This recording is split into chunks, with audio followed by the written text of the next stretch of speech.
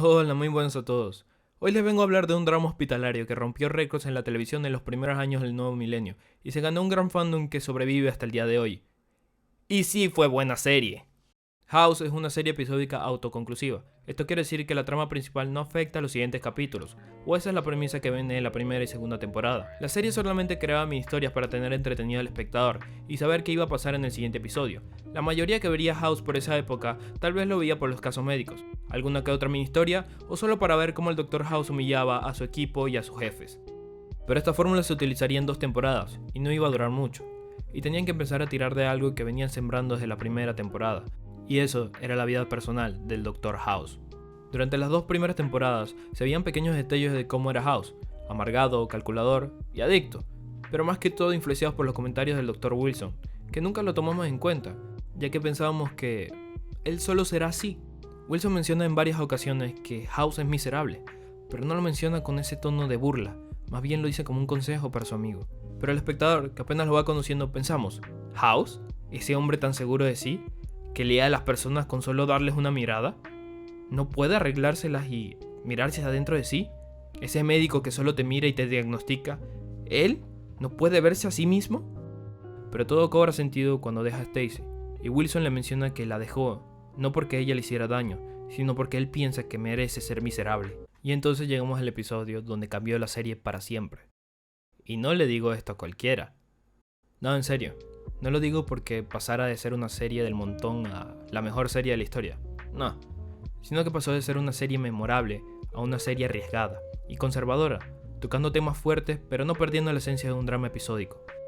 No Reason o Sin Razón en Latinoamérica es el episodio donde muestran al Dr. House en su máxima expresión. Algo que tienen los que hilan las historias en House, es que son bastante identificables con personas de la audiencia. Pero aquí vamos a entrar a hacer una reflexión más grande. House tiene excelentes, por no decir magníficos, episodios de introspección, donde los que tienen más carga son los que involucran al elenco principal, pero el episodio Sin Razón eleva esto a otro nivel. Y no quiero caer en ese sobreanálisis de la serie, que en sí solamente es mi interpretación. Darle doble sentido a cosas que tal vez ni siquiera tenían doble sentido es hacerlos perder su tiempo, y llenarlos de palabrería burda, y sin sentido. Y ese no es mi cometido. Yo vengo aquí a analizar lo que el autor quiso plasmar, con imágenes concretas.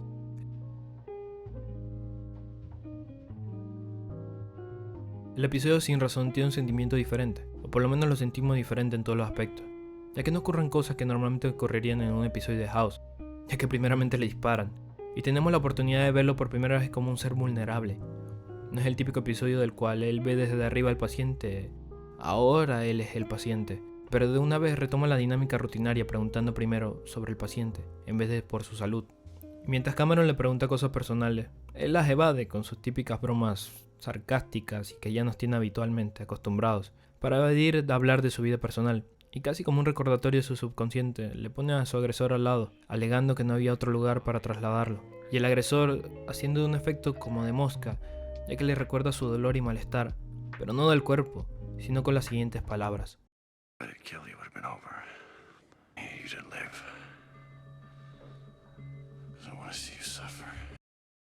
House y el agresor a lo largo del capítulo tienen conversaciones muy interesantes, que dan que pensar e incluso en momentos el extraño sorprende a House con comentarios muy acertados con lo que le pasa. Y esto no es común, ya que normalmente los roles son invertidos, él siendo el que sermonea y se burla de la incapacidad de los demás de aceptar sus errores y fallas. Otra de las conversaciones más interesantes es cuando el agresor le confiesa la razón por la cual le disparó. Él le comenta que su esposa fue paciente de él y le explica que la curó. Pero entre medio de su diagnóstico, House asumió que él le era infiel a su esposa, y estaba en lo correcto. Lo que no estaba correcto es que esa fuera la causa de su enfermedad. House logró curarla, pero ¿a qué costo?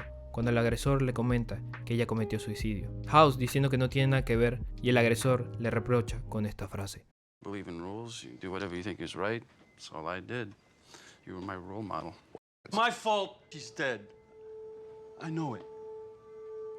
Why can't you admit that it's maybe just a little bit yours too?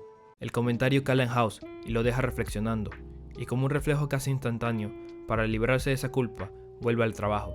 Ese trabajo donde él es el mejor, donde es su lugar de confort, de relajación, donde nadie puede entrar, su lugar feliz.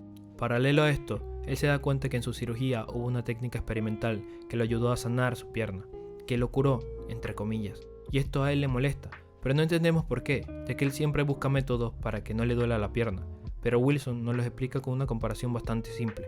Wilson le dice a House que las personas con VIH que son mal diagnosticadas, después de que le cambian el diagnóstico, se deprimen, debido a que su enfermedad lo hace parte de su yo, y al quitarles eso, es como si le arrancaran parte de su personalidad, lo que en pocas palabras significa que House se proyecta de esa manera al mundo, una persona amargada, excéntrica, fría y que merece sufrir. Pero, ¿por qué merece sufrir? No lo sabe. ¿Y por qué debe seguir sufriendo? Tampoco lo sabe. Pero en su cabeza, él cambia la Tierra, como a todo el mundo. Vemos un lado de House aterrado, furioso, y que no comprende por qué reacciona así ante tal situación. Lo que nos da a decir es que su dolor crónico de la pierna lo justifica todo. Justifica el rechazo, justifica el dolor, justifica la soledad y justifica el dolor. Justifica el maltrato que le da a las personas y justifica su adicción. House todo lo simplifica con un "es que me duele la pierna". House quiere tapar el sol con un dedo, algo que hacen muchas personas. Piensan que tener pareja, tener dinero, tener algo material serán felices, y la realidad es que no lo consiguen. Es minimizar un gran problema con una sola cosa, y eso solo ocurre en una narrativa de película. Pero House lo ve de un solo lado, de su lado.